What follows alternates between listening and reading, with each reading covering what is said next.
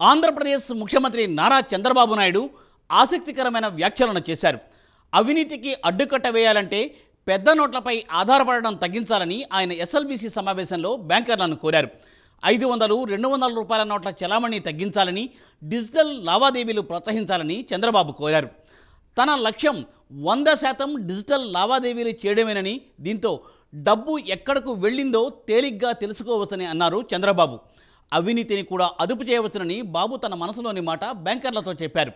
పెద్ద నోట్లతో పాటు digital లావాదేవీలపై AP ముఖ్యమంత్రి ఇంకా ఏం మాట్లాడారో ఈ స్పెషల్ స్టోరీలో చూద్దాం.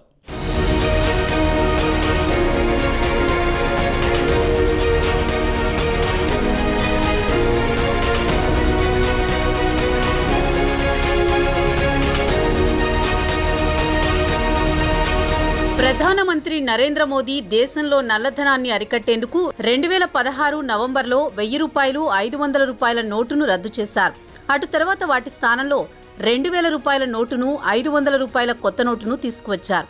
మార్కెట్లోకి కొత్తగా చలామణిలోకి వచ్చిన 2000 నోటు క్రమంగా కనిపించకుండా అదృశ్యమైంది.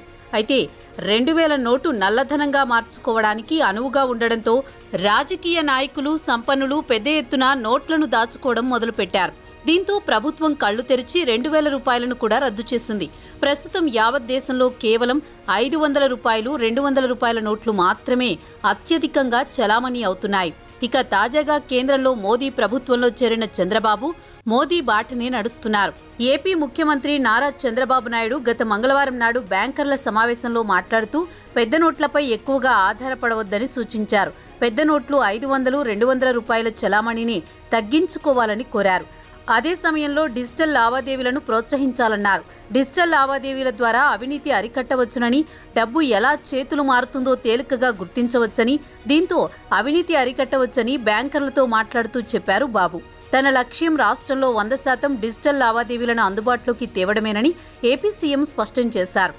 ఇదిలా ఉండగా చంద్రబాబు 227వ రాష్ట్ర స్థాయి బ్యాంకర్ల సమావేశంలో మాట్లాడారు. ఏపీ సెక్రటేరియట్లో జరిగిన ఈ కార్యక్రమానికి మంత్రులు పయ్యావుల కేశవ్, అచ్చెన్నాయుడు కూడా హాజరయ్యారు. 2024-25 ఆర్థిక సంవత్సరానికి రాష్ట్ర స్థాయి బ్యాంకర్స్ కమిటీ 5.40 లక్షల కోట్ల రూపాయల లోన్ ప్లాన్ను విడుదల చేసింది. వ్యవసాయ రంగాన్ని బలోపేతం చేయడానికి బ్యాంకర్లు తమ వంతు సహాయ సహకారాలు అందించాలని కోరారు. కౌలు రైతులకు సులభంగా రుణాలు అందేలా చూడాలని, బ్యాంకులు, ప్రభుత్వం కలిసి పనిచేసి రాష్ట్రాన్ని అభివృద్ధి పదంలో తీసుకువెళ్లాలని బాబు పిలుపునిచ్చారు.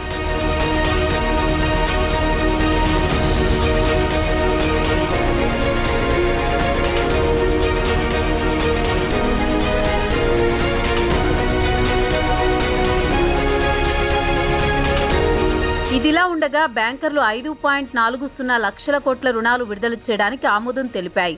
వాటిలో 3.75 లక్షల కోట్లు ప్రాధాన్యతా రంగాలకు, 1.65 లక్షల కోట్లు ఇతర రంగాలకు కేటాయించారు.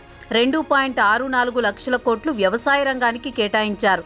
అలాగే 32,600 కోట్లు డైరీ, పౌల్ట్రీ, ఫిషరీస్ రంగాలకు కేటాయించారు. 2023-24 ఆర్థిక సంవత్సరంలో 3.23 లక్షల కోట్లను ప్రాధాన్యతా రంగం కోసం కేటాయింపులు చేస్తే ఈ ఆర్థిక సంవత్సరం దీన్ని 3.75 లక్షల కోట్లకు పెంచారు.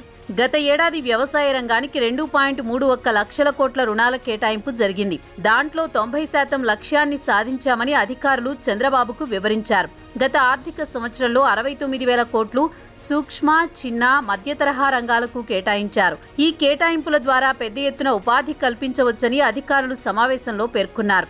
అయితే ఈ ఆర్థిక సంవత్సరం ఎంఎస్ఎంఈ సెక్టార్కు 87,000 కోట్ల రూపాయలు కేటాయించారు. అలాగే గృహ నిర్మాణాల కోసం 11,500 కోట్లు, 8,000 కోట్ల రూపాయలు సాంప్రదాయేతర ఇంధనం కోసం బ్యాంకర్లు విడుదల చేయనున్నారు. కాగా మంత్రులు, బ్యాంకర్లు, నిపుణులతో కలిసి ఒక బృందాన్ని ఏర్పాటు చేసి 5 ప్రాధాన్యతా రంగాలకు రుణాలు ఎలా పంపిణీ చేయాలో నిర్ణయిస్తారని చంద్రబాబు చెప్పారు.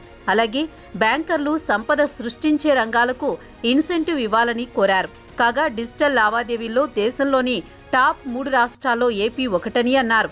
డిజిటల్ చెల్లింపులకు బ్యాంకర్లు ప్రోత్సహించాలన్నారు. దీని ద్వారా అవినీతిని అరికట్టి ఉత్పత్తిని పెంచుకోగలమని బాబు సూచించారు. రాష్ట్రంలో అవినీతిని పూర్తిగా అరికట్టాలని చంద్రబాబు లక్ష్యంగా పెట్టుకున్నారు.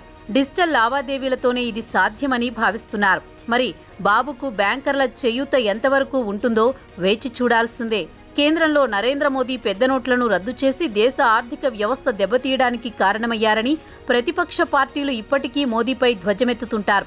మరి బాబు కూడా మోదీ బాటపట్టి నోట్ల చలామణి తగ్గించాలని కోరడం, డిజిటల్ లావాదేవీలను పెంచాలని కోరడంలో ఎంతవరకు సక్సెస్ అవుతారో కాలమే చెప్పాలి.